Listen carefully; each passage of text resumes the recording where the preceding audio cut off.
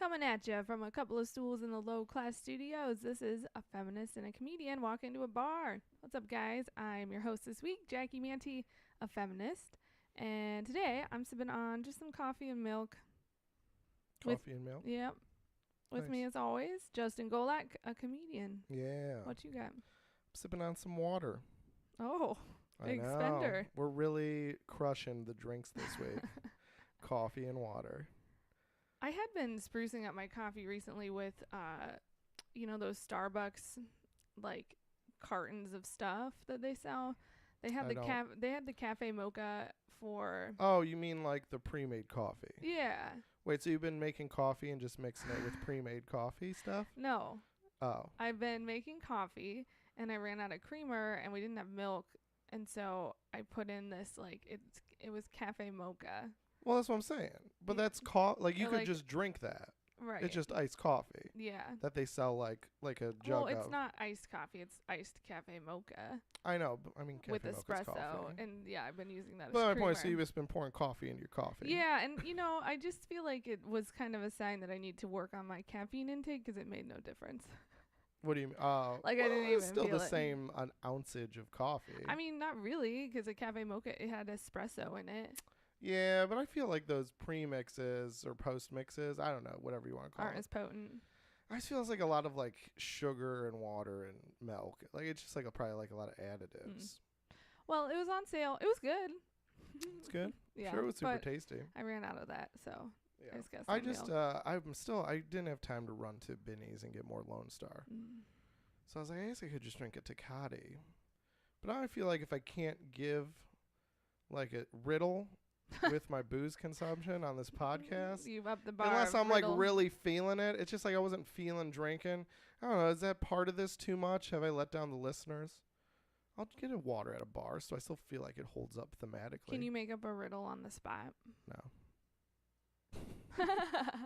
Fair so enough. I don't know. I'm drinking water. I just feel like I don't know. You never know. Like I said, I've talked about on my podcast. Like, I don't know. Do you have just phantom listeners live in your head as you're recording? No. Like all I hear is like just someone going like, all right, like he's doing water. He's done water before, but now I feel like it's getting more regular. Like I know Jackie's sober, but like it's a feminist and comedian walking to the bar. The joke is that he's drinking like they're having a conversation at a bar. Otherwise, it's just two people I don't know talking about stuff I don't care about.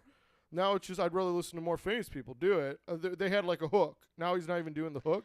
This sucks. I'm not listening. Like I just hear that, and so I'm defending probably nothing. I'm defending people in a warehouse or in their car listening to this, being like, okay, what's the first topic? I'm like, fuck you, always wanting something.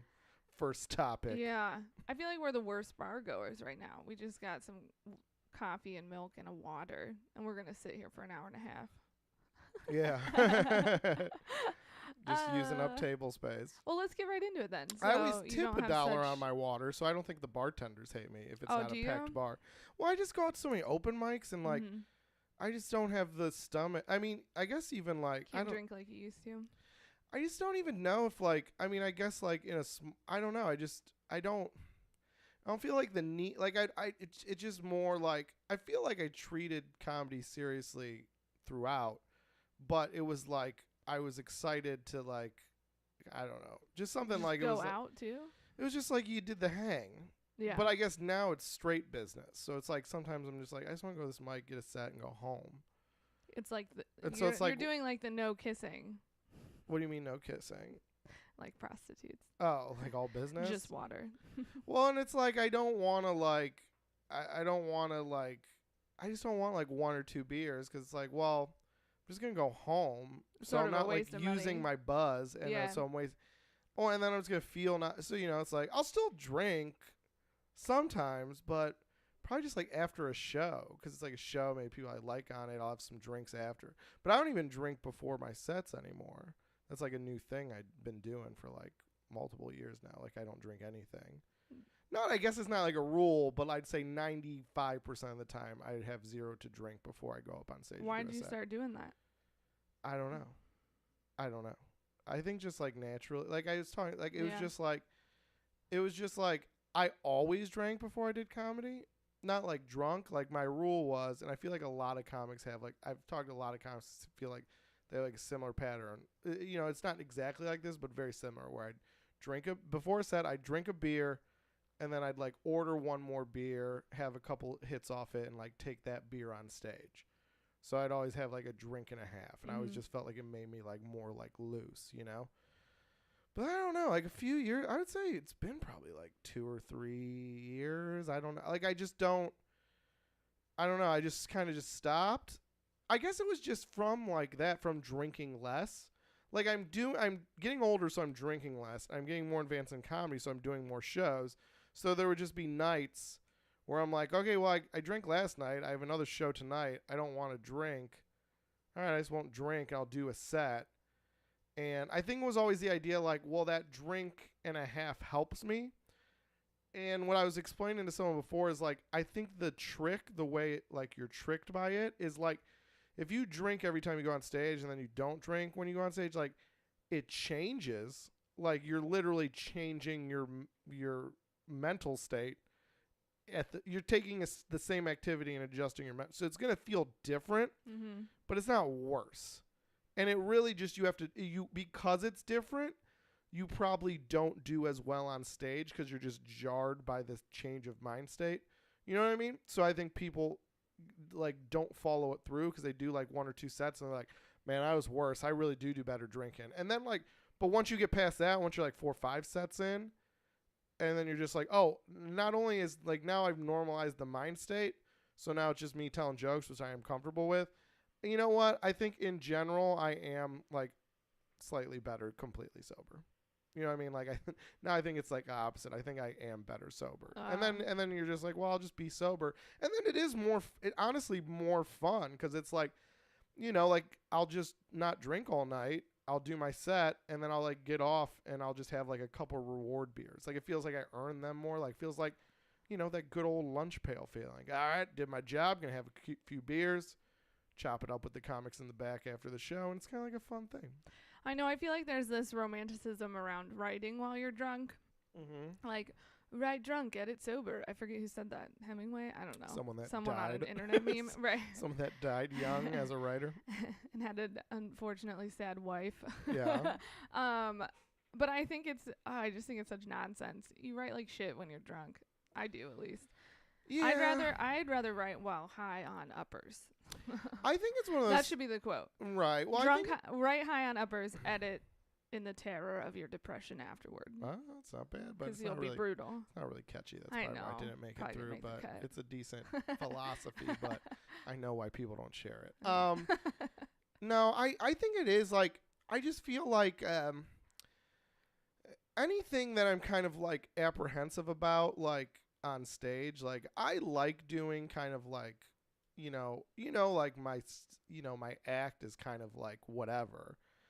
But it's not like I still don't go like I'm still a human. So I'm not impervious to just like, you know, the awkwardness of a moment. And I feel like when it's multiple, like it's like troves of people staring at you and then you have that awkward moment, it's like so amplified. So that's still like frightening. I wouldn't call that stage fright. So there's still times when I'm like wanting to do a topic where I'm just like, oh man, like kind of fucking, all right, if this goes good, it's going to be very rewarding. But if it doesn't, like, it's just going to fucking suck.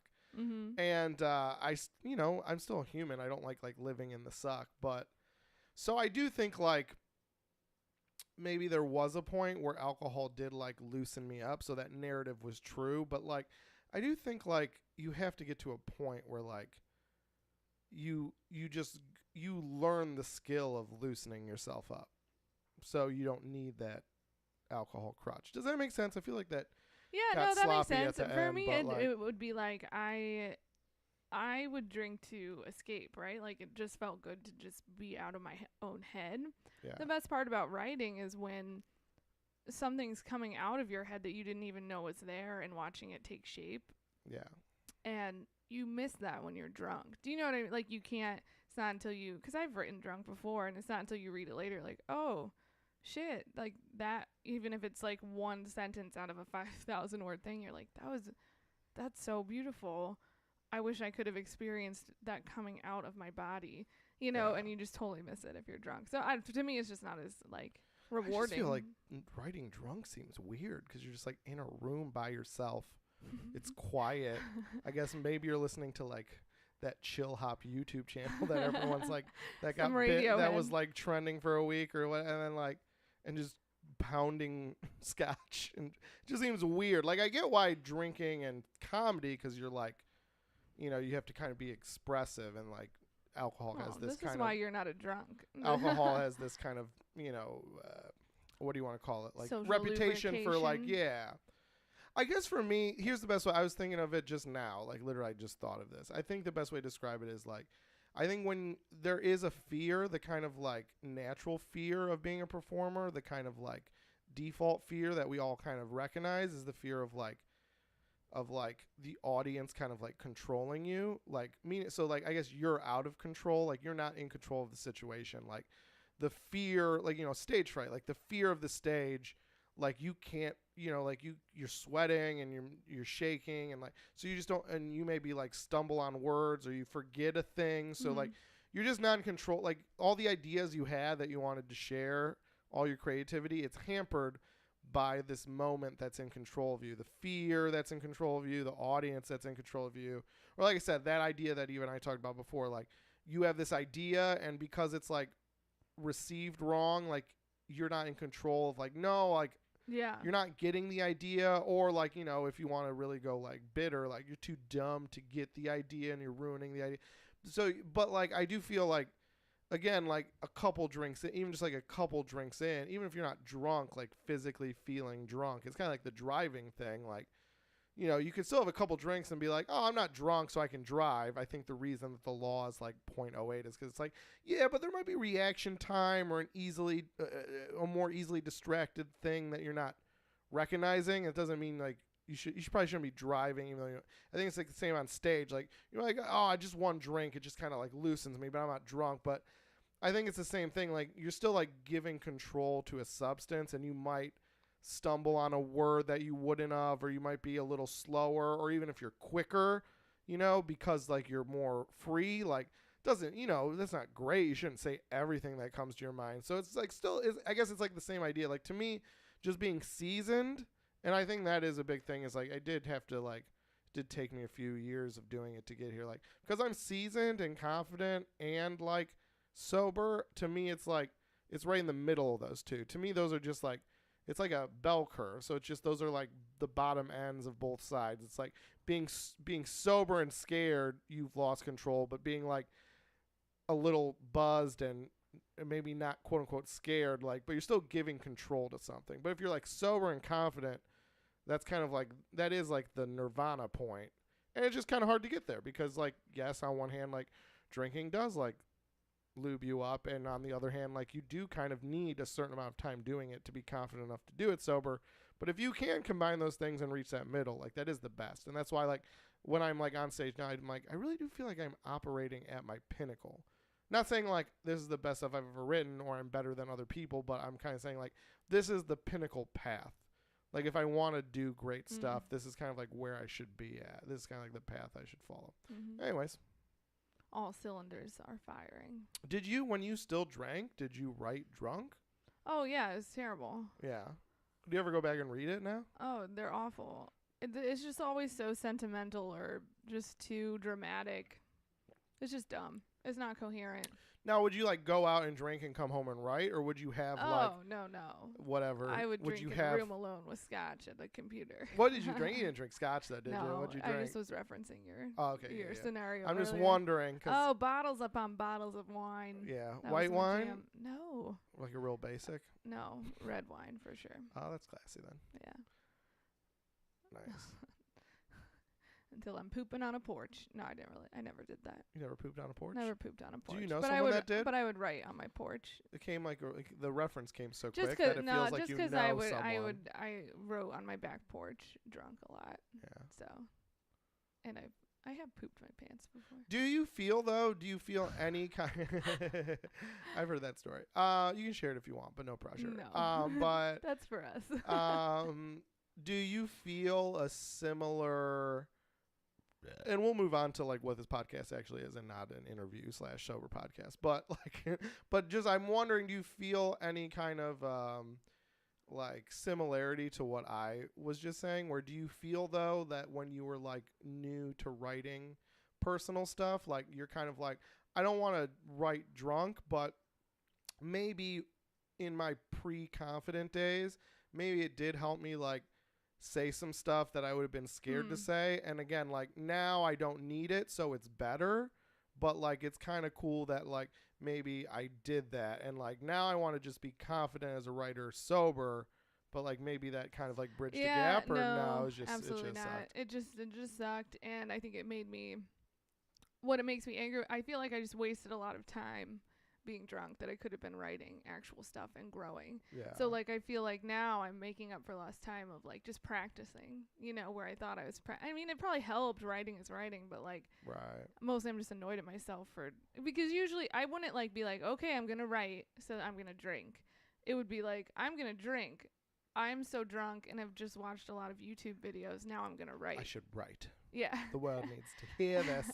My truth. No, not even that, because I never really shared the stuff. It just was like it would get me thinking on, you know how you are when you're drunk, you latch onto one thing and then you spiral down. It'd be like that, and then I just write about that, and it was such dog shit.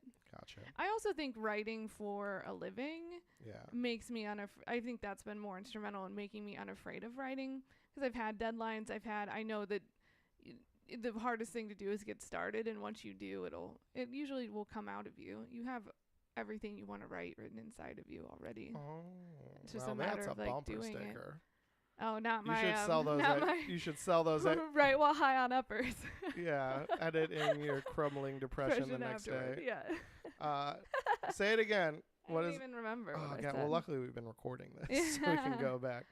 Everything you want to write is already written inside you. Yeah, well. Oh, you gotta put that on a bookmark to sell with your book. I don't think that's a lot of writers say that all the time. Like it doesn't matter. Do they TM it? They didn't say it in that way. That's probably my way of saying it. But put but that on it's a true. bookmark. Like so I'll plug this at the end. But I just wrote a book of nonfiction in a very short amount of time. But I had been thinking about the no uppers, except a little bit of Sudafed. Some performance Sudafed, but mostly on my own, and lots of coffee with espresso creamer.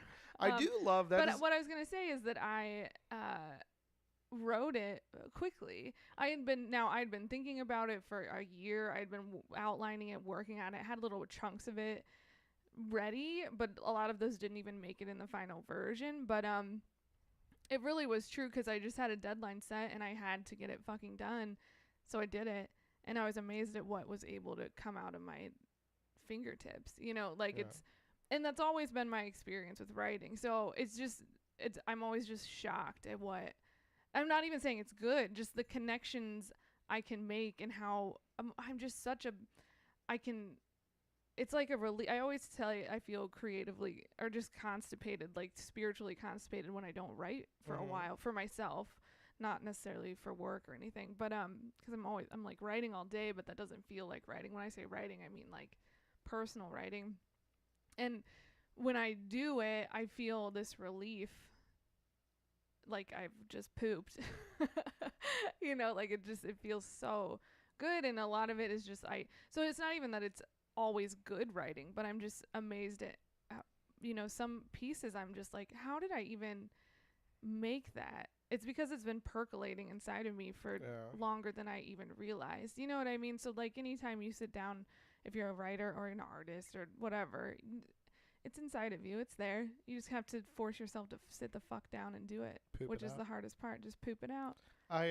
Take some performance Sudafed as your I really, you're not the only one. I love the treats, the little treats that sober people find for themselves, because they can't like do drugs, you know, in a traditional sense. So that idea of like, no man, I'm clean sober, no more drugs for me. You know, so just sometimes when I'm writing, I take a lot of more Sudafed than probably my stuffiness requires. But that's it. But I'm clean. And so like I just know a lot of guys that feel like they're like, I don't drink anymore. I'm like really into cheese now.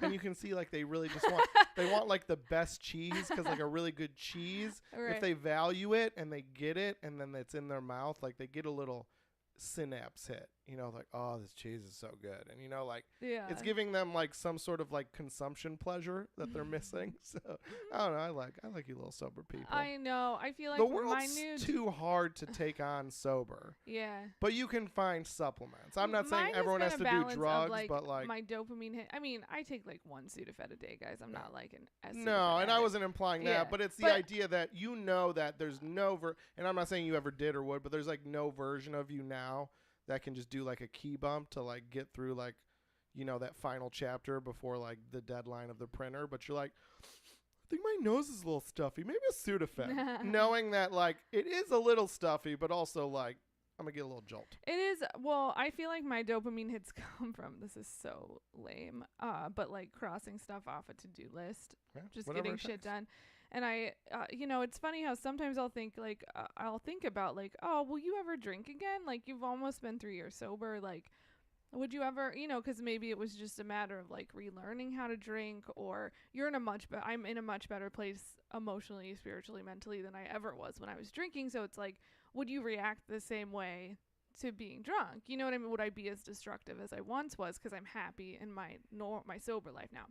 But then we were recently at Disney World, and I I went on the teacup ride with my niece and nephew, and like that's the ride that you spin. You like sit in a little teacup and you just spin yourself. And we spun like as fast as we could the whole time, which is like like a 30-second ride, 40 seconds. And like when we stopped, you're so dizzy. It felt like when you first start to get buzzed, like that dizzy feeling where you just feel so good inside. You're so warm all over, and like your head is woozy, and you're like, oh, this is such a cool feeling. And I was like, oh my God, this feels amazing. And I'm like, this feels like when I would drink. And like I wanted to drink right then, and I was like, okay, this is why you can never drink again. Well, I'm just like, not even that I don't have control over it, just that like to go on a teacup ride and want to drink right after because of that feeling. Like I can't do it. I can't do it anymore. Well, to me, it reminds me of because I would not stop. To me, it reminds me of people who have like mental illness, like severe like mental illness that they need like medication for, like being like schizophrenic or like bipolar or something. And that's like always the thing, right? Like that's always the thing that you hear is like, person X, took medication for their, for their schizophrenia, and they were on it for a year. They were doing great. They had a job. But then there's always the thing of like, oh, well, I felt good for a year, so I probably don't even need this medication anymore. When the idea is like, the medication is like what enabled you to have a good year. Yeah, and then they go down this rabbit hole and they got to be put back on. So I think it's like you're experiencing that same thing of like, well, it's going great. I feel great. I'm happy. So like, I probably could like drink again. And then like, you'd probably like, you'd be in a gutter in a month. You'd be like, oh yeah, they were like connected. Like it was like, it was a linchpin. It wasn't like it wasn't keeping like, it was keeping me from being happy. Right. And like me, cause and effect. And then, and the things that it wasn't keeping me from being happy, I was sad about that, and it was covering up that sadness, not allowing me to work. Like the only reason I could do the work to be happy is because I'm sober. / the soberness was like a part of all of it, anyways. I think just like it's just all connected. Yeah, and staying on top of myself. That's what she said. But staying on top. I know. Yourself. I know. It's bad. Like those innocuous reminders of what my addiction feels like and how impulsive I can be. Because I get little reminders every now, because it's a part of me. Like, so staying on top of them and recognizing them for what they are is really important, Nice. Like, for example, not, I'll make a to-do list and like I'll get fucking so anxious about it.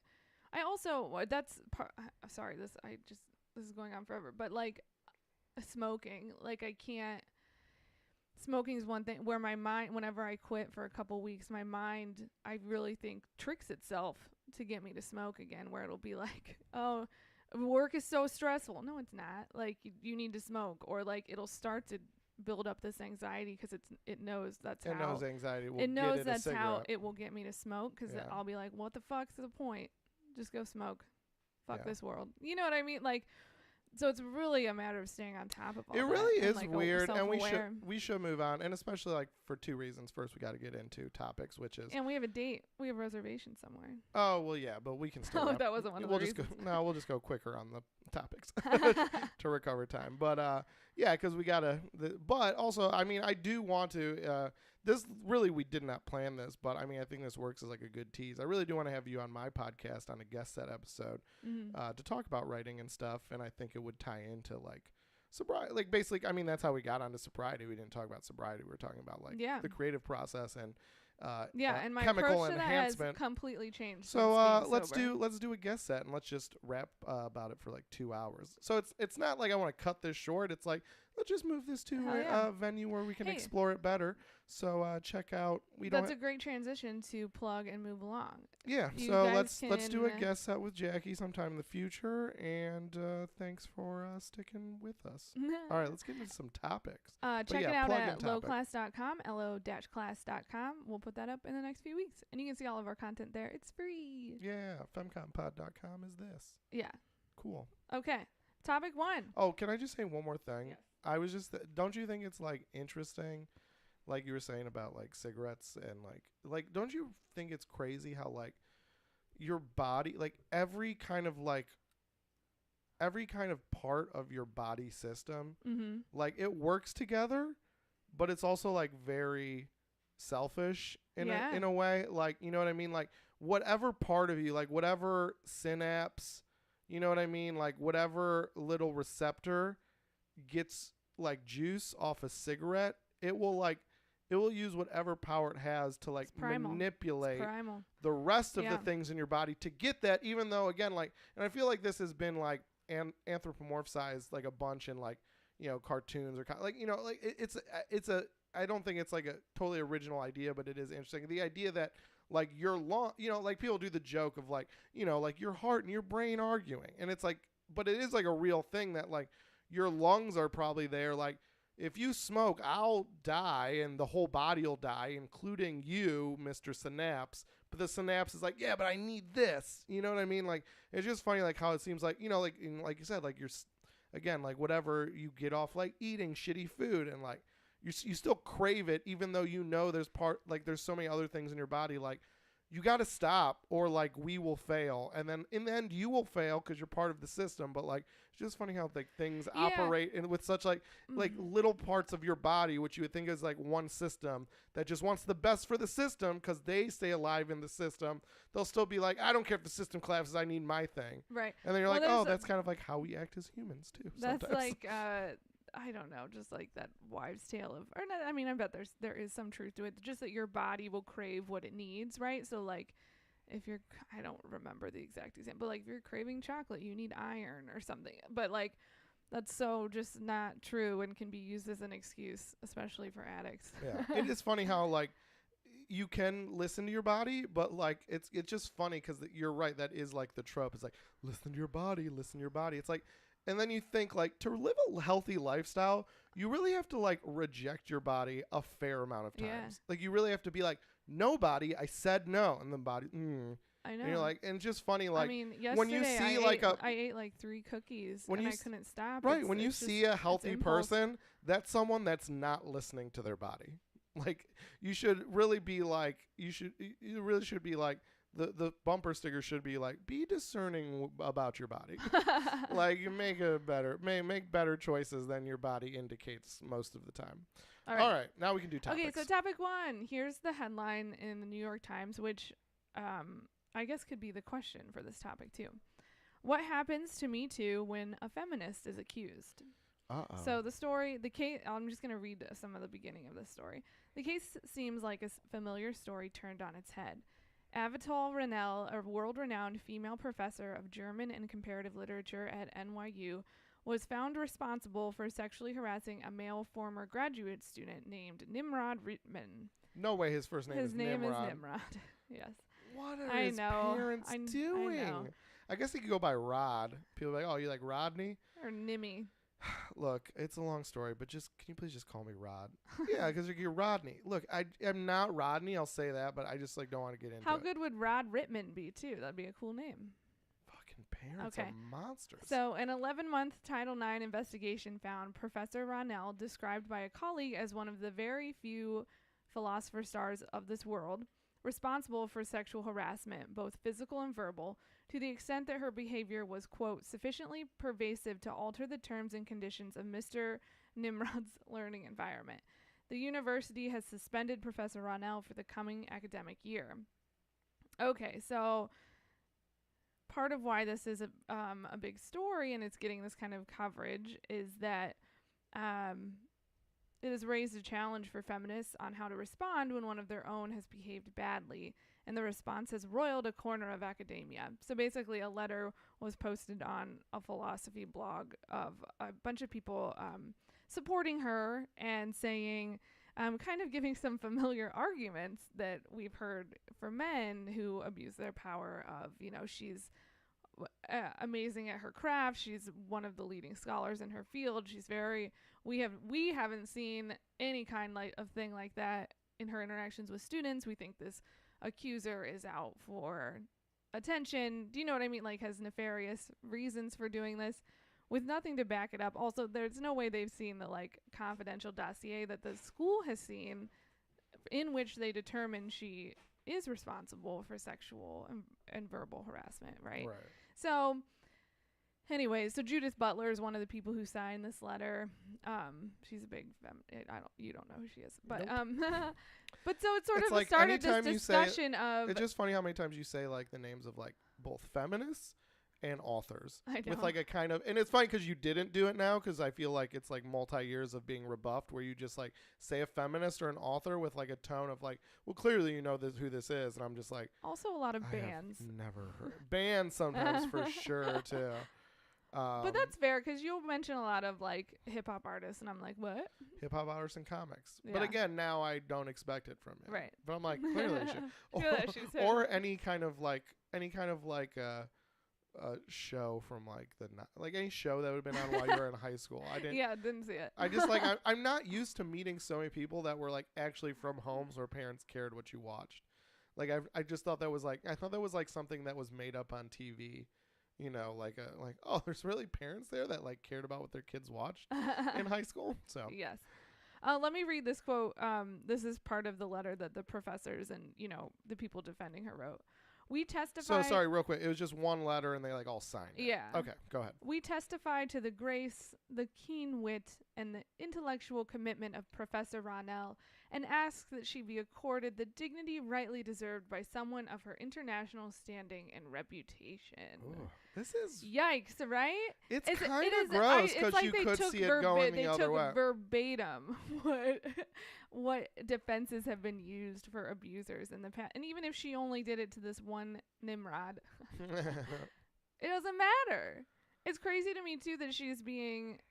It's only 1 year that she's being. Now, clearly, because it's did you want to read any more letter? No. Okay, so but I'll ask you first. But it cuts both ways, and which way do you think, or do you think it's really equal parts both way?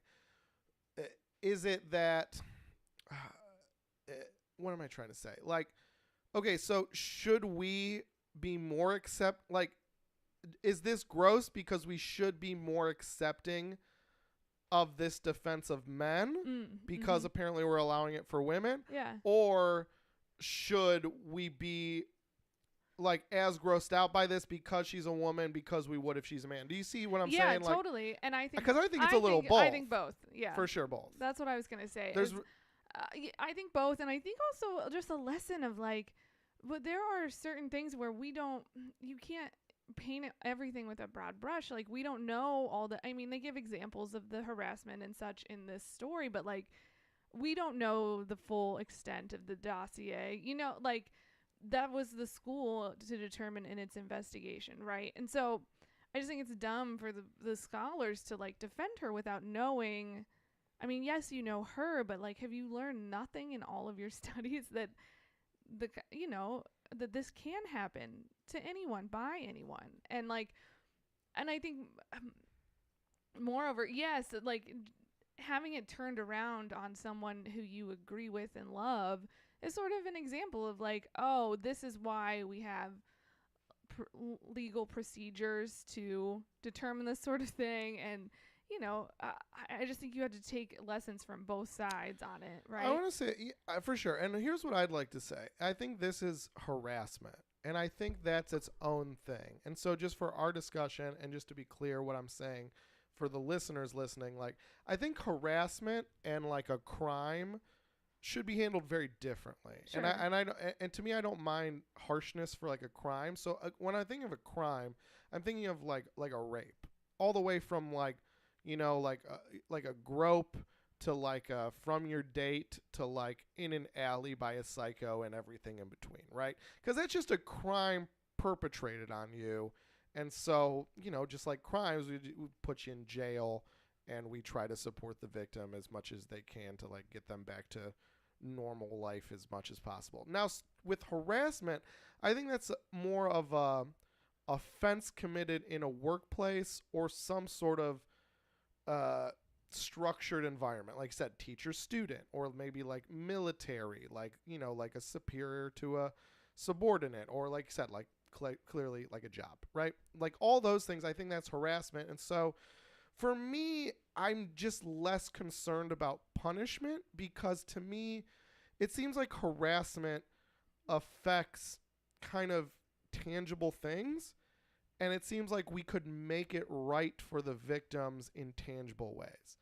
Like for me, this guy, like, so for me, if you're a teacher harassing a student, I think the student's gripe, rightfully so, is that like, you're affecting my education, and this is something that like I paid money for, and I'm hoping that it will return me money in the future. And because of this harassment, like, I don't know, maybe there's vindictive grading, or maybe it's just fucking with me mentally, and so I'm getting bad grades, and I'm just like, it's ruining my education. So to me, I think, again, instead of like, lambasting this professor, or again, the grosser alternative of like, oh, it doesn't matter because she's smart, so she should be allowed to do gross shit.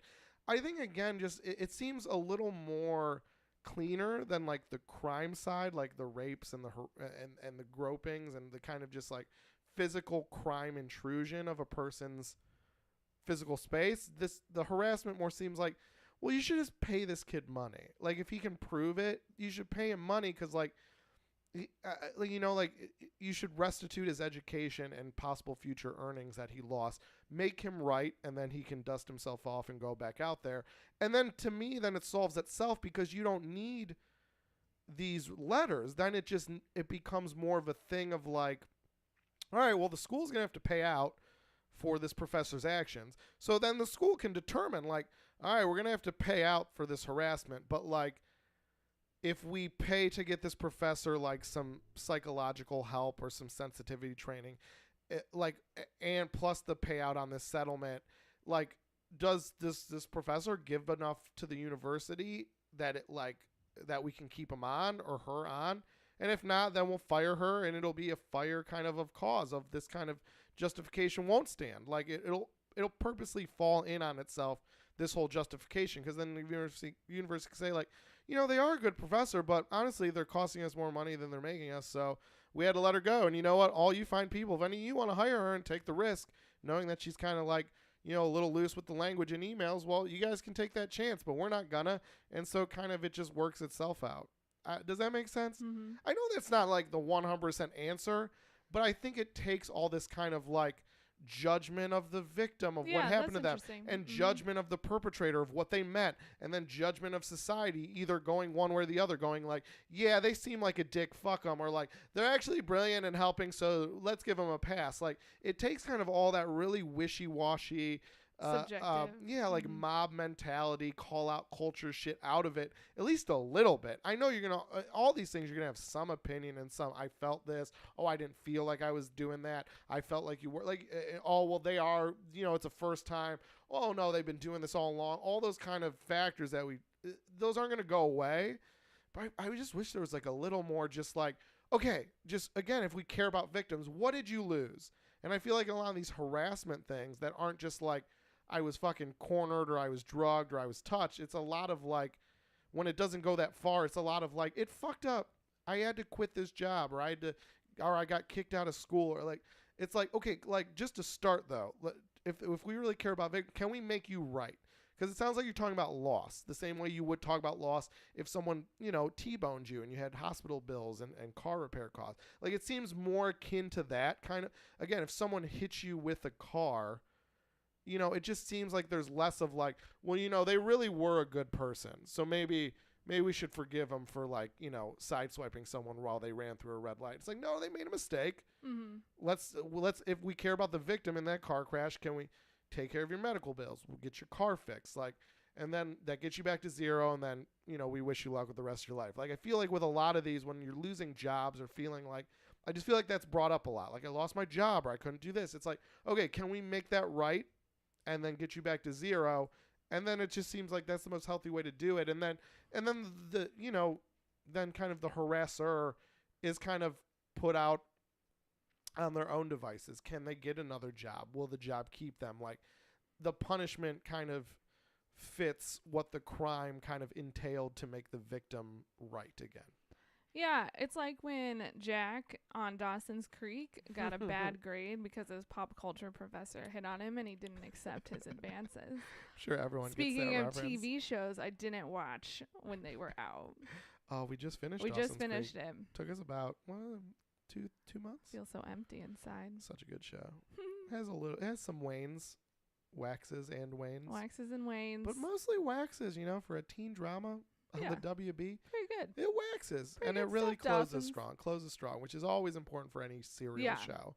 Got to close I strong. hated that last season until the last 2 episodes. I was You cried bawling. like a Yeah, baby. I did cry a lot. all season Although it finale, wasn't or as series brutal. finale. I keep saying this, but like when Mad Men ended, I like was devastated for a week because I felt like I lost my friends. Yeah. I cared so much about the characters. I didn't really. It was more like in the moment weeping, not so much like this deep care. But it was weeping. It wasn't was teary-eyed. weeping. It was for oh sure. My God. It was for sure weeping. It's sad. It's a sad. It's but it's it sad. ends so good. It's like beautiful. happy tears Yeah. too, and sad tears. Totally. Like, but you know what? I'm pretty sure the series creator came back to write and direct the series finale. Oh, So well, I think no that's wonder. why it was so that's good. why it was so Because good. it's like he knew the characters. Kevin Williamson. Yeah, because he did the first 2 seasons, then gave it They up, were the best. and then he did the finale. Ah. So I think he just like knew the characters enough to be like, this is how they should wrap up. That's really interesting. So, Want to move on? I think that's cool. yeah, unless you had something else to say. No, like, I think you're right, and I think that I feel like when situations like this arise, and it, we can't, here. Oh, what I did want to say one last thing. So the headline in this article, right, is what happens to Me Too when a feminist is accused. I know they're just writing a fucking headline. I've been these headline writers. You just need something to fit in the goddamn space that gets across. those are a thing. lot of buzzwords. That's gonna get Right. a click. It's gonna SEO is gonna drive up, and it generally says what.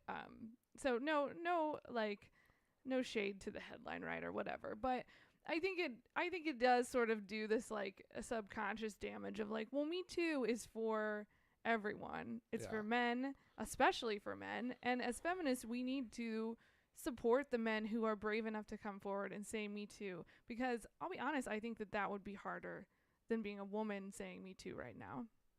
I just do. Yeah, I mean, Just from traditionally it is. from the culture, like, and if you look at, what it makes me so angry that these women in the defense of her are saying like, what took you so long to, and it's like, oh my God, like, you should know this, why it takes so long, and especially from, like with the Ohio State wrestlers who are coming out from the 90s saying like, I just didn't really realize that I was being molested by my doctor, or like I felt so ashamed, or I had a physical reaction. I got a hard on because he was touching me just naturally, and I felt like I let him on, and like, all the confusion of that.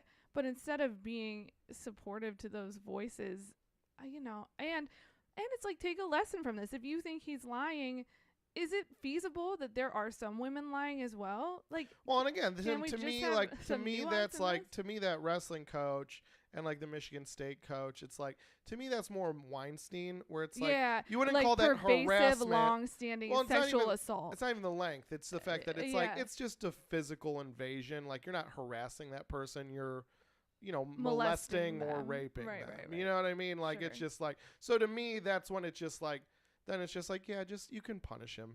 You know what I mean? Like, we don't really need the like, we don't really, you know what I mean? Like, it's just a crime. You Sure. just did a thing that was against the law. So I think that's different than harassment. But I agree. I know what you mean. And the last thing I know we talked about a congresswoman that got hemmed up Yeah, for harassing I a know male that's staffer. why it's. And I think we treaded new ground. And so I'll just preface this by saying this one thing is like, I think I did bring this up. So this might be the one repeat, but I'll just say, and then we can move on. Cause like, I just think it bears repeating. And again, I know what you mean about that headline. It is kind of like, Missing the point. provocative, but Yeah. like, I do agree that the idea is, and I brought up this example because I just think it's a good way to live life. Even though I didn't hear it as a metaphor, I heard it as like a real thing. But I'm like, that applies to a lot of life. It was the idea that like throughout history, wartime history, you set the rules of engagement by your action more than sitting down, in Geneva and drawing up rules and laws for war. You set it by your action. So that's always been the tricky history of like nuclear warfare. It's like the United States gets the nuclear bomb, uses it, and then kind of takes the lead baton of like, all right, we got to disarm. No, we can't use nuclear war no matter what this is. And it's like, we did it. So, and luckily no one's ever. Oh my god. Holy shit. Was that crazy because I was just talking about bombs? No, I just like I don't want to have metal around my face while there's a big storm going out. I wonder if people could hear that on the I mic don't or not. know. There was like it's funny, like the one show we can't get the video feed up to broadcast because you would have been able to probably see that on video because like right in the window, if you ever watched our YouTube channel before, there's like the window right there.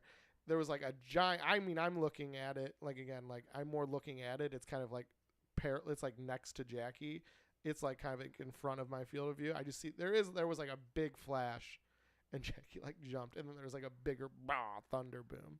I wonder if the mics picked it up. Dude, well the mics they did a little fuzzy. Did you hear from that? the Oh, you were electricity? talking. Yeah, I they didn't notice. fuzzed.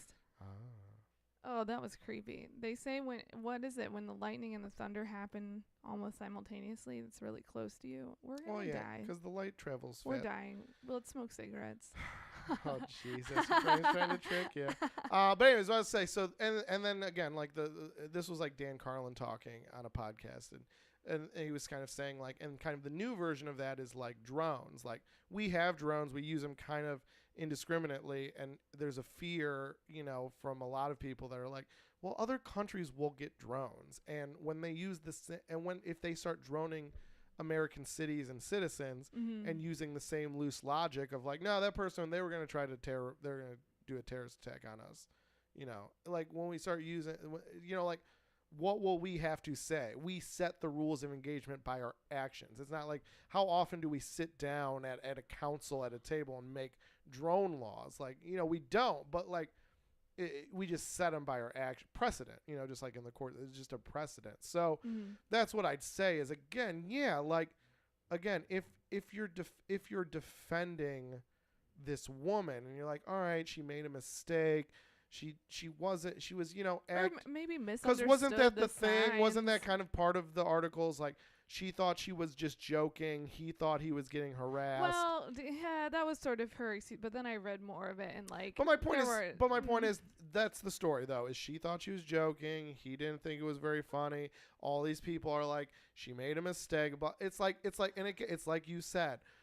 When men have been like, I thought I was kidding, I'm sorry she took it that way. When people have come out to support that man and be like, he made a mistake, like it was just like this or that. You can't be scared of the lightning. I gotta finish my point. See, look how far away it is now. There's a big gap in light to sound. But anyway, so my point is, there's a man, and it's the same thing. I thought I was joking. People come out and support the man. Like women who are big, there's a lot of women who go like, doesn't matter. Fire him, all that shit people say is like, he's fucking fired. Fuck him. And like, I don't care. He is canceled. He's canceled. I don't care if he's your friend. Like, you need to call out Men are canceled. Yeah, you need to start calling out your friends then, because your friend is a fucking rapist, motherfucker. Like, my point is, it's like you set the rules of engagement for harassment by your actions. We didn't sit down. There was no council. We didn't get together and be like, okay, how are we going to treat harassers? We just started treating people that were accused of things a certain way, and that's what we've set. We've set the rules for engagement, and now if it's a woman, the rules of engagement are set. So that's my point, is we can either say, all right, we're fine with the rules the way they are, whether it's a man, a woman, a trans person, whatever it is. If you do these things, we're coming down big, we're coming down hard. No one will say excuses, whether it's you or your powerful friends. So okay, I don't think that's healthy, but I guess it's fair, and so that's half of it, and we can work on the other stuff later. But I would more say we need to learn from our mistakes, whether it's nuclear bombs or how we treat people in kind of culture, all and everything in between. We need to realize, like, it might not be on you or someone you care about or someone that's part of a certain group yet, but it will be. Just be careful about the rules of engagement you set via your actions. Yeah, and groupthink is a monster beast of identity politics. All right, topic 2. Let's talk about abortion. Dawson's Creek. No, I'm just kidding. There were no abortions. She didn't have her abortion. You got to stop bringing up Dawson's Creek storylines. Okay, We can start a Dawson's Creek podcast if you want to. But no thanks. All right. So basically, we have this new Supreme Court justice, or he's not in yet, is he? Or I don't know. Anyways, who cares? We're probably going to, Trump's going to appoint a Supreme Court justice. So people, the biggest thing, because he appointed he didn't get passed. Who gives a shit? We're fucking stupid. But the point, because who gives a shit? But if you do give a shit, a lot of people have been scared because they've been saying the court is now flipped conservative. The first thing that's going to go, that's been a staple for years, is Roe v. Wade. That's getting scaled back, or it's getting overturned, or whatever, right? So that's the thing people are worried about now. So there's kind of been a response to that. And the biggest thing that I've seen is this article that I was reading about. It's basically what will happen is if you need an abortion, you can basically consult with a doctor via phone or computer, and they can then prescribe you an abortion pill, and you take the pill, and then you abort your thing in you. You know what I mean? Yeah. So, but it only works what? The first... I don't know. Actually, there's not much in this article about the abortion pill itself. Basically, it only works very early in the pregnancy. That's what I'm trying to say. Probably. That seems right. No, that's true. Whoa. No, I'm not Are you looking that up now? No, I'm just, whatever. Just go on. Okay, so the point is, there are, let me see. I think there's 5 states. Right now. I just saw it. Yeah. They're doing a trial of this in 5 states because there's 5 states that allow a virtual doctor to consult you and then prescribe you the abortion pill. So now 2 things. There's 2. If it goes well, if this kind of catches on, the hope is that most of the things that limit abortions in states is access. That's big in Texas, right?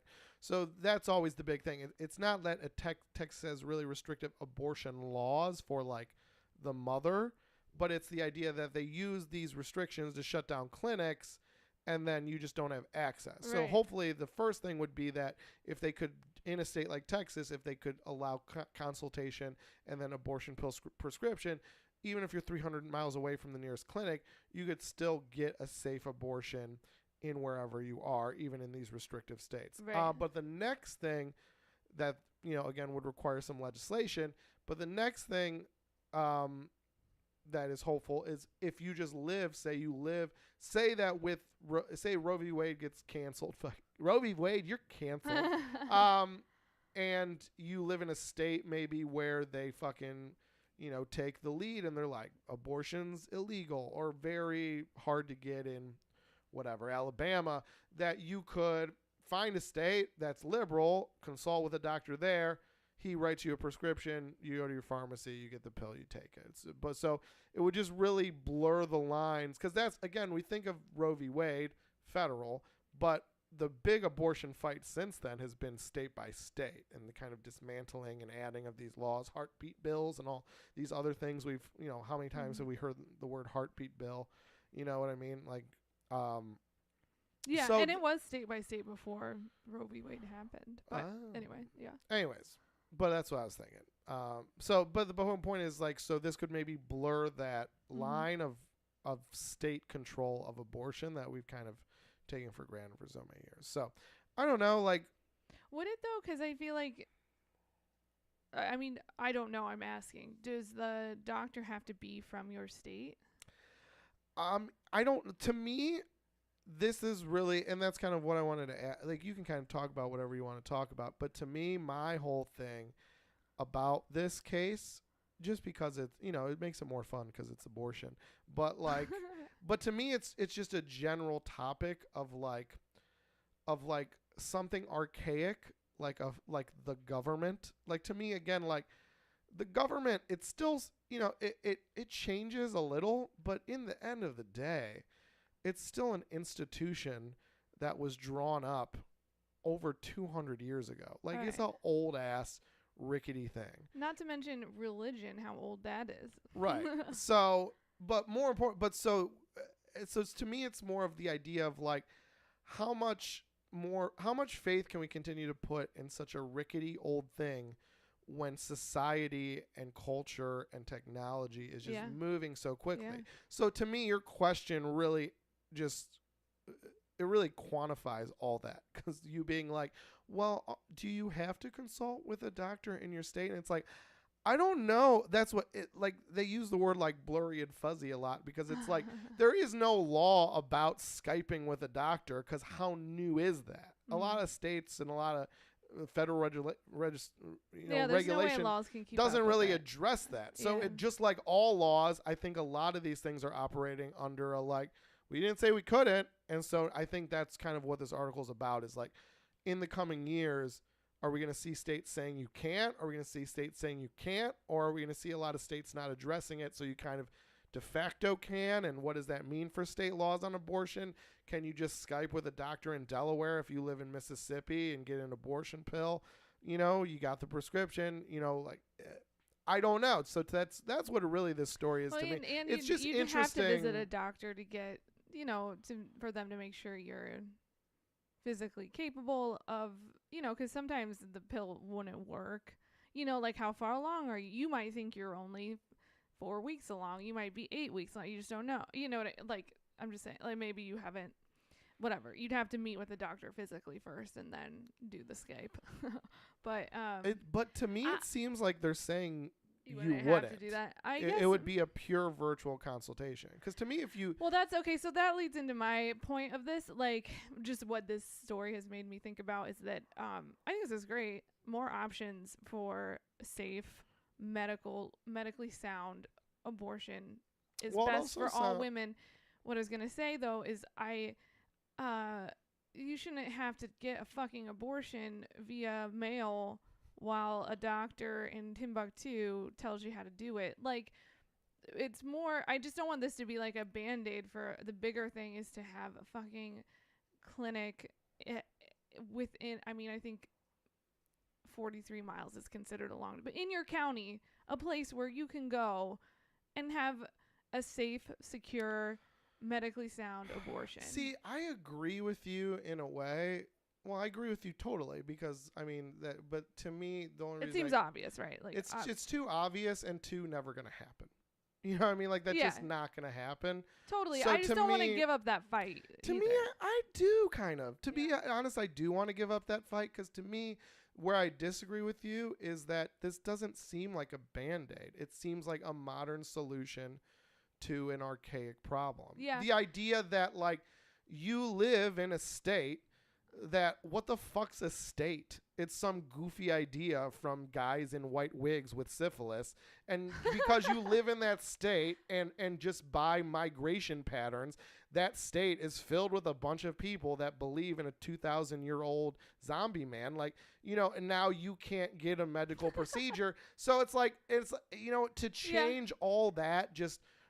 that's just anthropology, and that's just, like the anthropology, just like I said, the migration of certain people to certain areas of this country with certain beliefs, like it's just a force of kind of evolution that has brought you to tech, and then now you happen to be in Texas and you don't feel that way, but you can't get your like, dude, it's just, I let me just finish. I'm just saying, why fight that when to me it doesn't seem like a band-aid. It just seems like a modern solution to be like, all right, well, maybe you can't leave Texas because you got a job there, or you just fucking like it there. You like the climate. But you don't believe all the stuff that 51+% of the people believe there, and that's how voting works. That's how legislation works. Just all these things are against you. So I don't know, like, we got Skype now. A doctor doesn't need to be there, and we don't need a fucking shop vac anymore. We can give you a pill, and you can talk to someone in a cooler state. Why why limit it to the kind of archaic idea of a doctor visit and a surgical procedure if we don't need it anymore? Yeah, you're totally right. And I think that me saying that, maybe you want to be there physically to have a safe abortion is sort of implying that it's unsafe to take a pill, which is not fair, and also kind of defeats or doesn't defeat, what's the word I'm looking for? It just is it's not helpful to the argument that, like, science and data and, we are proving that this can be done privately and via the pill early on in a pregnancy, right? To get it all done. And, like, if we keep improving it, it'll get even better, so there is no risk of it not working all the way. So I agree with you. I think that's fair. Again, it just boils down to women having options. You have an option. Do you want to have it in the privacy of your own home? Or would you feel better? It's like any medical procedure. You get to have a choice of how you want to go about this. Or would you feel better going to a physical place? Okay. You have both options. Again, that's what I'd say. I'd say for sure. Obviously, in the best case scenarios, like, yeah, for sure. I don't see it happening. The fact that like, I mean, what other case is there? I mean, what other Supreme Court decision from the 70s is still argued with the same vigor on both sides? You know what I mean? And you just think of all the stuff, like all the kind of like, public, just like censorship and like, all these kind of other things that we think like, oh, people were so conservative back then. I can't believe we had a Supreme Court case. And no one tries to like, like no one's still trying to take Hustler off the newsstand. You know what I mean? Like, we would think it's ridiculous if there was states still doing that and people were trying to get Supreme Court justice in it to like overturn that. Right. Like, it just seems silly, but this is still there. So to me, I don't know, as someone that's like pro-choice, it's just, to me, I've just accepted like, you know what? This is going to be a World War I like issue where it's like, I got my machine gun, you got your machine gun. You're going to move an inch every 3 years. We're going to move our foxhole an inch the other way every 3 years. And it's just going to be a stalemate, at least until the day I die. So that's when I just get down to brass tacks. And the brass tacks are, there are women that need a medical procedure that can't get it.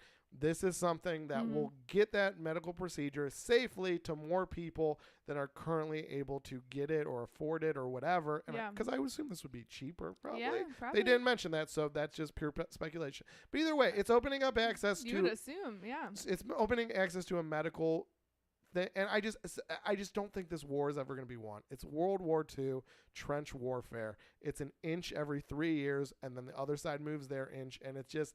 It's even if, like, again, wait 20 years and 3 Supreme Court justices die while some trans man is president 20 years from now, and we load the Supreme Court and whatever Roe v. Wade got overturned with, we overturn that. It's like, but then 50% of the population will still call those women sinners and still protest and still work on state legislatures. So we'll get a win, they'll get a win. It'll go back and forth, but it's going to be about this. It's going to be something that's hard for women to get, but it's still going to be, it's never going to be illegal again, but it's going to get a little harder, then it's going to get a little easier. So when people are coming in and saying like, here's a solution to just help women, just help the real people needing help in the meantime, while the dummies and the politicians and the zealots argue over it, let's just at least get some women help. So it's doing that. So I think it's a positive.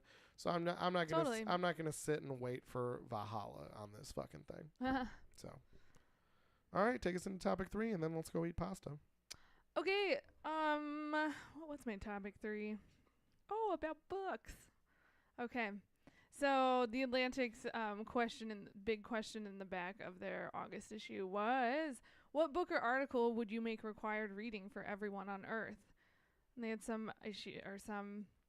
I'll just read you some answers. Narrative of the life of Frederick Douglass, an American slave. Shakespeare's collected plays. I The Four Agreements.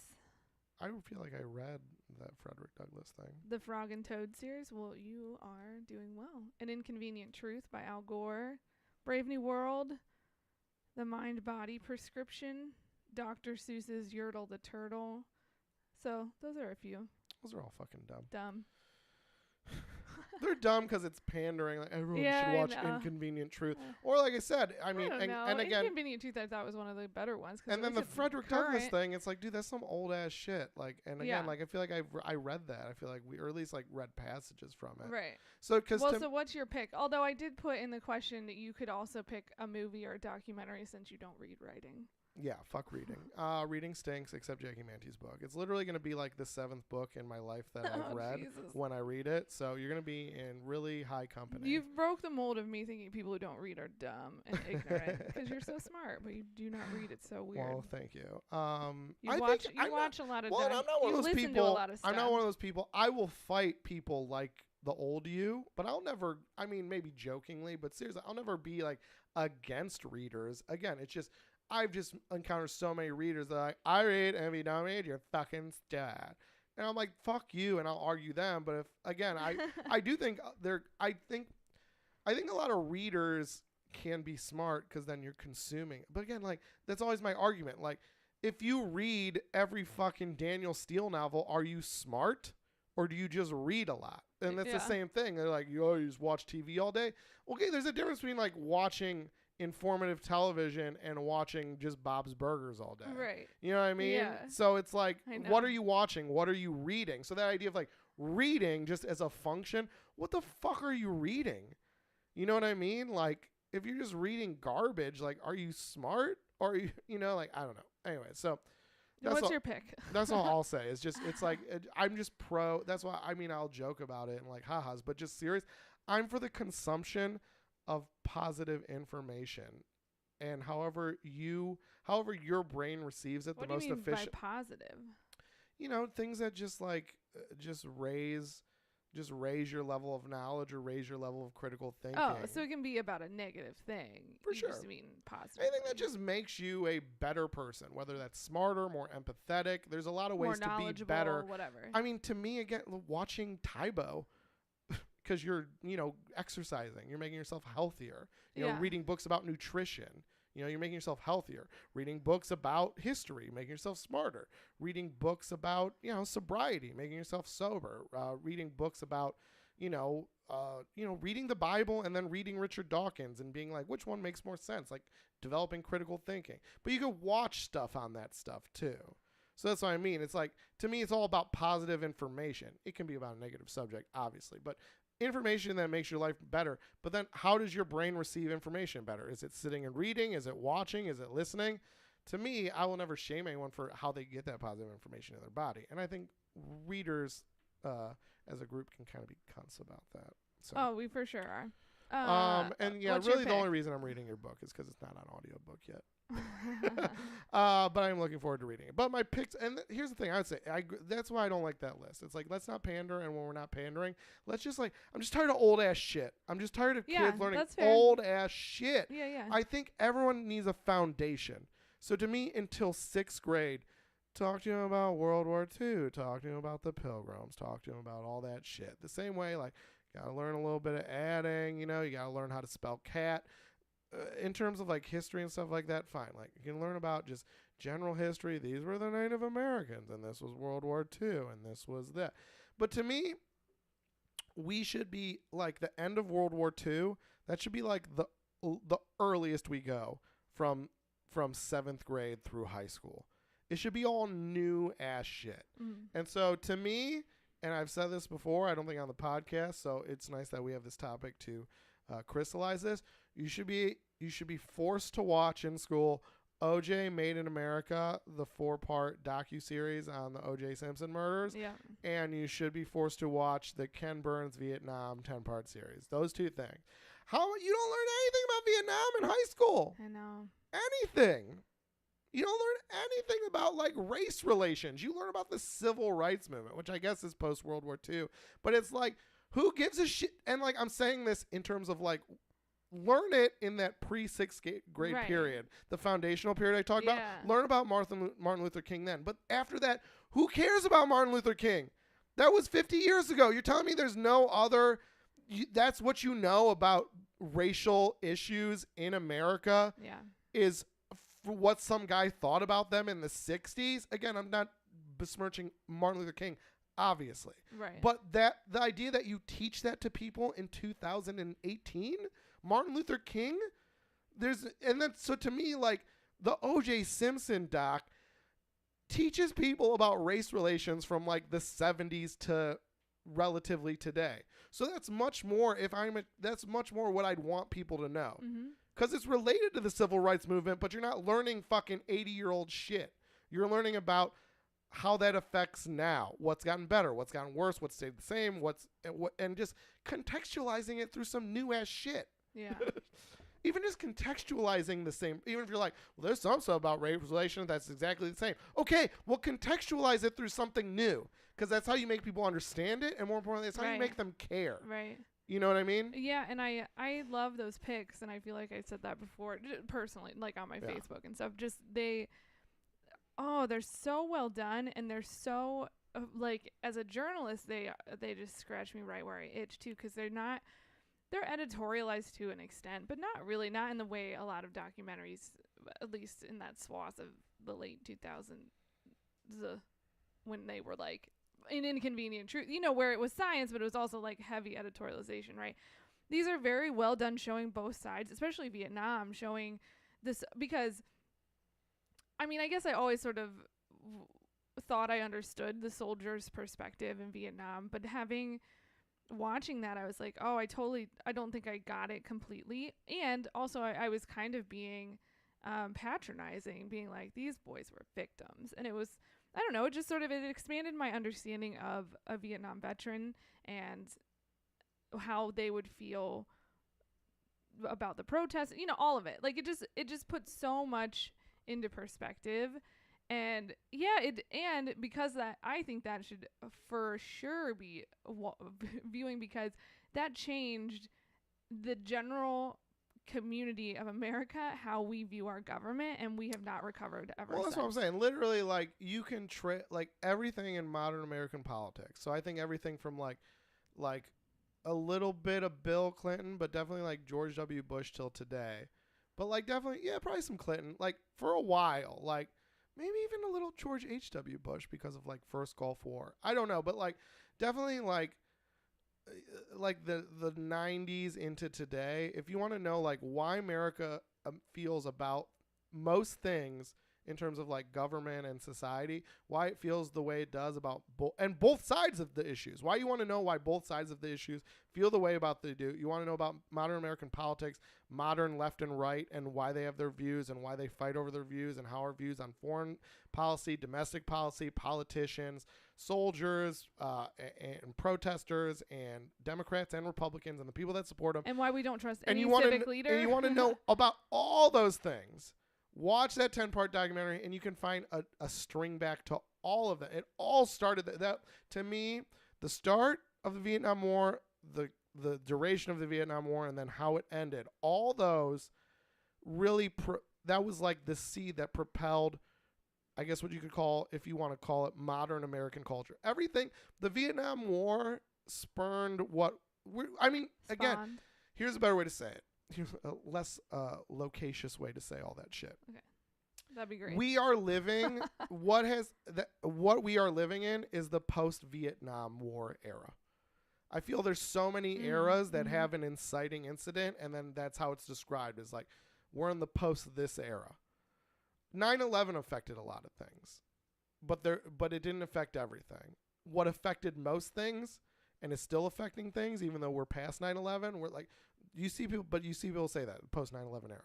We're in the post Vietnam era. The same way, like there is a lot of the post World War II era. The 50s and 60s is very affected. We're a direct reaction. It's very affected by World War II, Yeah. and we are not affected. And that's why I said, learn about it pre-6th grade. Get a foundation of basic history just so you kind of know it in your head. But I'm sorry, we are not affected by World War II anymore. We just fucking aren't. We just aren't. We are incredibly affected by the Vietnam War. And we don't learn about it. And we learn about World War II, and it doesn't matter. Your parents were affected. Like I said, if you were a child in the 50s and 60s, you were affected by World War II. Learn about it. Nothing in my life has been affected by World War II. Nothing. And we learn about it so much.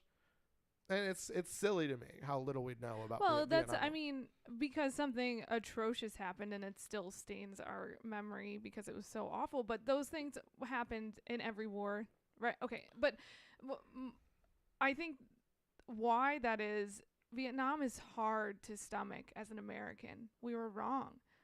We were lied to. We lied to ourselves. We lied to each other. It's pretty brutal to take, and like, we have blood on our hands. World War II, we were the heroes.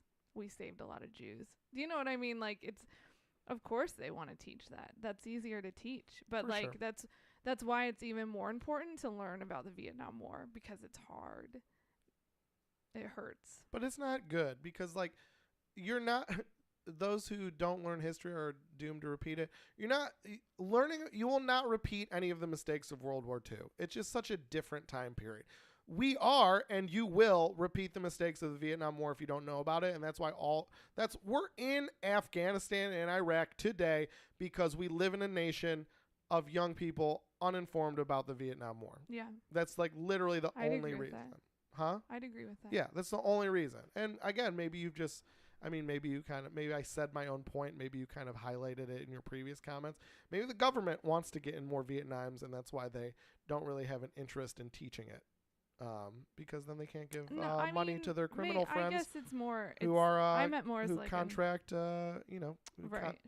Do all the war contracting and all that bullshit. We get it. Conspiracies. It's not conspiracy. It's just so my pick. Just literally the ugly truth. That is funny thing. People like conspiracy is a conspiracy. I know. I was just kidding. It's all NASA's behind the Earth being round. It's lies. And then there's stuff that's not a conspiracy. There's just the fact that government contracts go to certain companies with no bids, and then the politicians that voted for those things and started those wars get fancy board seats when they get out of politics. I was just kidding. Okay, so my pick. It's not a conspiracy, it's crime.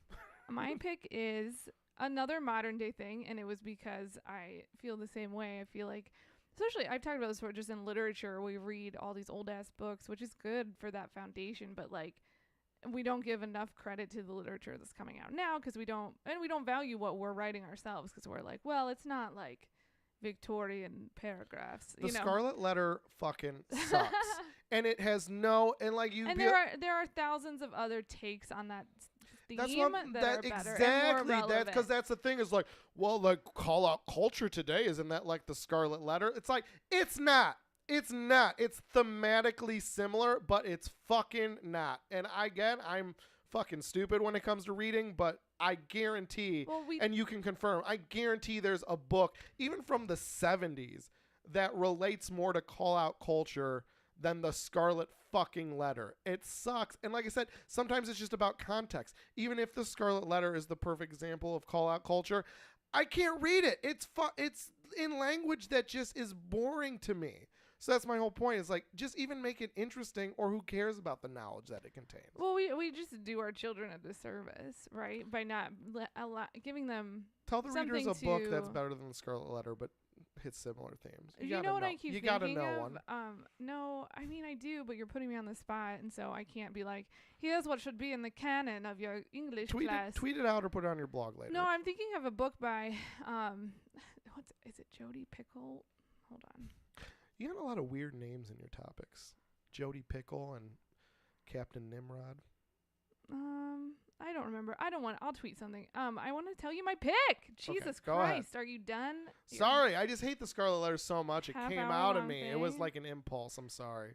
I read a book. I forget who the author is, but it's a story of a girl who, I guess this is more like a take on the Salem witch trial, but a modern day girl who accuses her teacher of raping her, and he is fired, and this court case happens, and he's totally banished from the community, and everyone looks at him as like a criminal.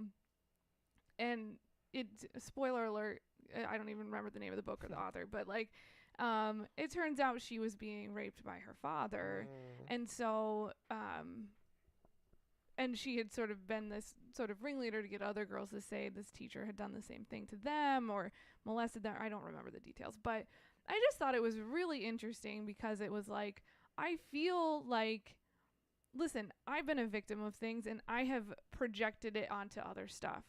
You know what I mean? Like, I think that that is an interesting psychological reaction to being raped or experience some kind of sexual trauma. Sometimes, again, that's tricky fucking territory because now I'm saying people lie about being raped, right? I don't think But you like, are. but I understand. I thought that was so interesting because I just, it felt familiar to me of Well, of being like someone who is like, no, I'm experiencing this in another way, but I'm gonna project, not rape, like I wasn't raped by a teacher, but like, you know, where I've expressed this anger in another way onto another person, or you know, so I just thought that was a interesting take on contemporary literature that covers the same themes of old ass bullshit we were reading. Make that the book people read. Okay, so my pick though for this you did question a good job. is, I'm sorry I put you on the spot, but you nailed it. The Case for Reparations by Ta-Nehisi Coates. I have heard about that book. I've not read it because it's a book, but I've heard it's very good. Is it a book? Oh, is it not a book? I thought it was just an article in the Atlantic, like a real long article. An article I could read. I was going to say, I feel like that's part of why it's good. Although maybe I'm making myself sound like an idiot and it is a book. I don't think it's a book, though. Hold on.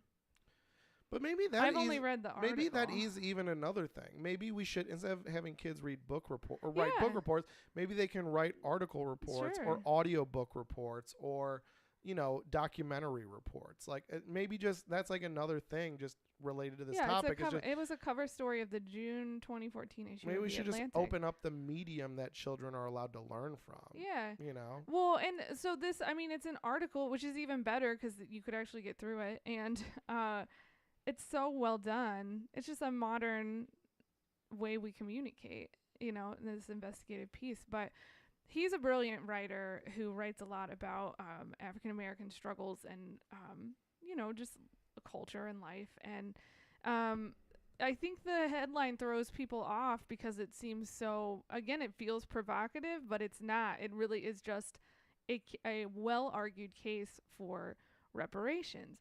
I think it's fucking brilliant. It has so many. Why I think you should read it is whether you come out agreeing with giving reparations or not, it gives such a robust understanding of how marginalized and held back these minority communities have been financially, and how that has trickled through generations to people now, right? Like he leads with this example of a man who has lived in Chicago for like 50 years, who when he was a child, his family owned like 40 acres of land in some horrible state. And basically it was stolen from them by white people who then gave it to white people.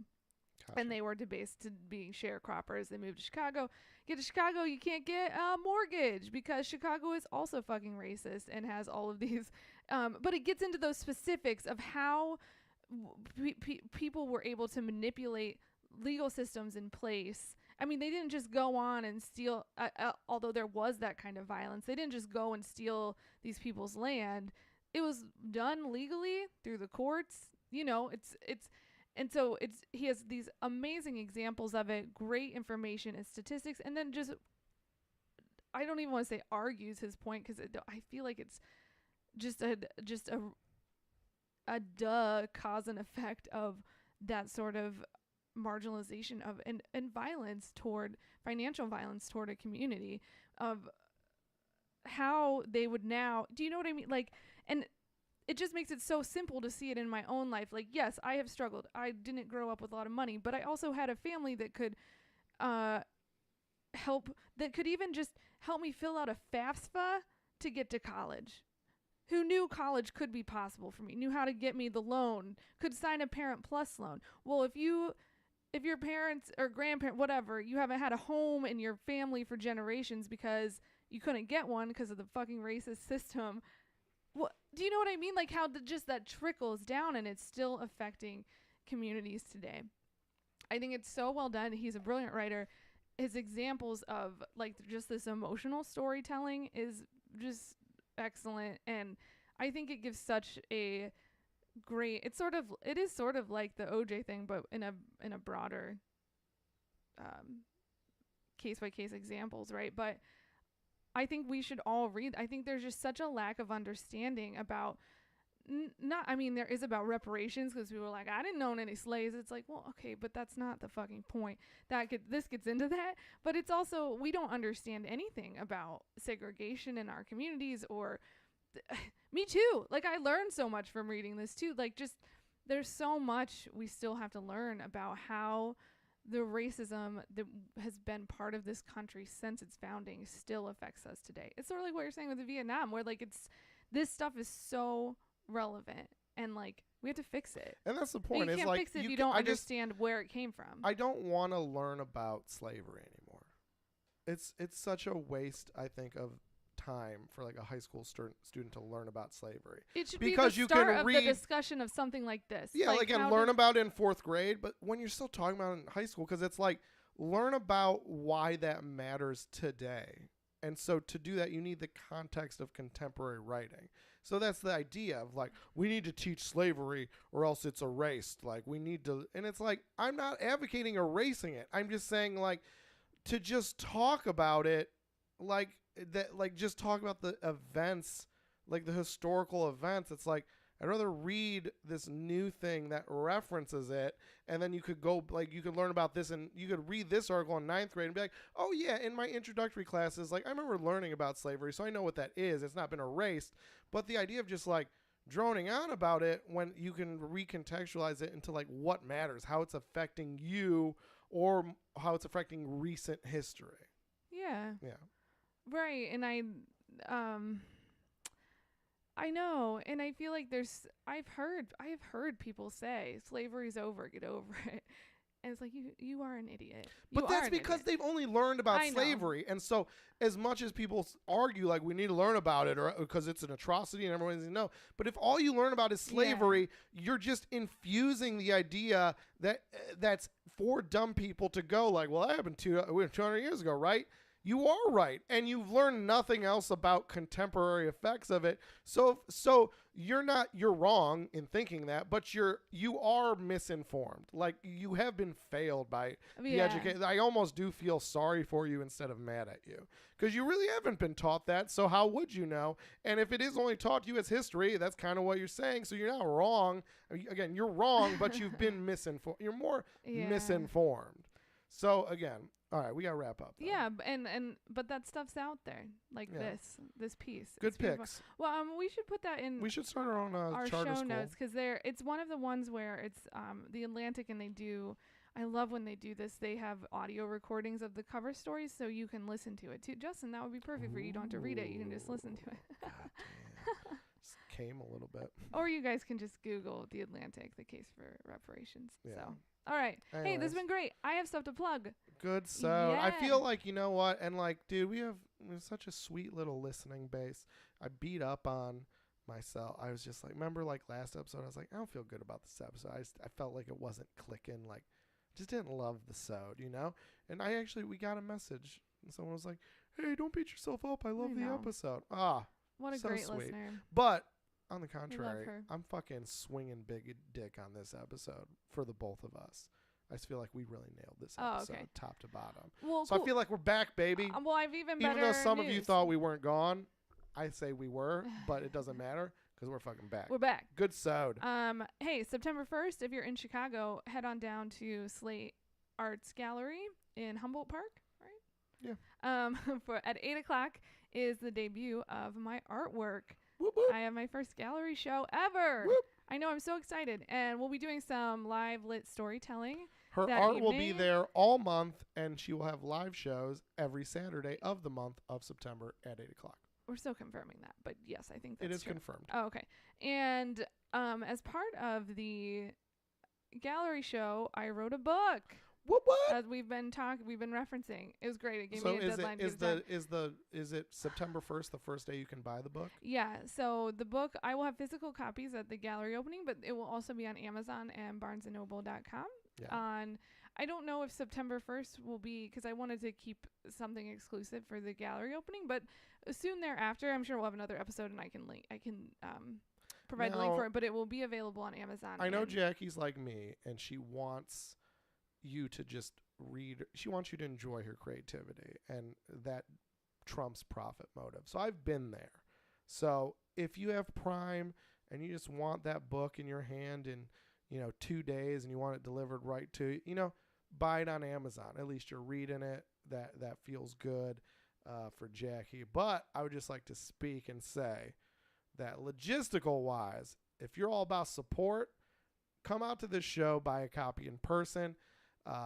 If you live in Chicago, find a way to get a copy from Jackie Manti in person.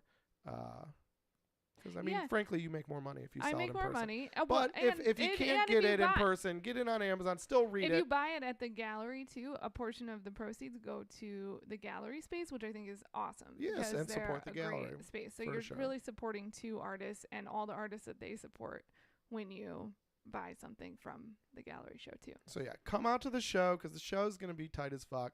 But even if you can't make it out to the show, Jackie always leaves her contact info in the plugs. Jackie Manti. Yeah, I'll mail you a copy. I'll sign it. Yeah, Jackie at JackieManti.com. Hit her up. See if you live in Chicago. See if there's an option where you can get it from her. But every Saturday in September, she will be at Slate, slanging that book. And as a bonus, if you come there to pick up your copy, you get a dope live lit show beforehand. So how fucking cool is that? Yeah.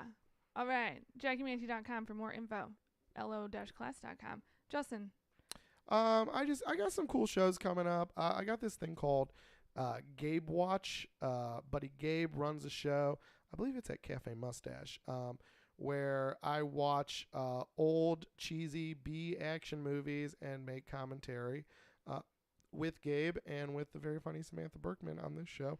So she's so funny. It's just all my favorite things. It's a cheesy action movie. It's busting funnies with a cool person, having a couple drinks, hanging out. Cafe Mustache is a cool venue, if that is where it is. I'm like 90% sure. But long story short, that's just one thing I'm excited about. Killing Your Darlings every third Friday. You know that. That's the other thing I'm most excited about. So come out to one of those, if not both. But again, long story short, even shorter, JustinGolak.com/upcoming shows. You can find info to all those things. So please do that at Justin Golak on Twitter, Justin at JustinGolak.com. Email. Send me those tit pics, and don't forget to send the tit pics to Jackie. Just send her a tit pic at Jackie at JackieManti.com, and then in the subject line be like, where can I get a copy of your book? I don't want to get it off Amazon, and I live in Chicago. So you can knock two birds, one tittied stone. Cool. Lowclass.com. Hello. -class.com. Oh, last plug, I promise, because I know you got to pee. Patreon.com/LOClass, no dash, because we should sometime very soon, don't have an exact date, so I won't promise one, but very soon we should have more bonus content. And remember, every level gets that bonus content. So become a patron, and that would be tight. All right. Okay, bye. Bye.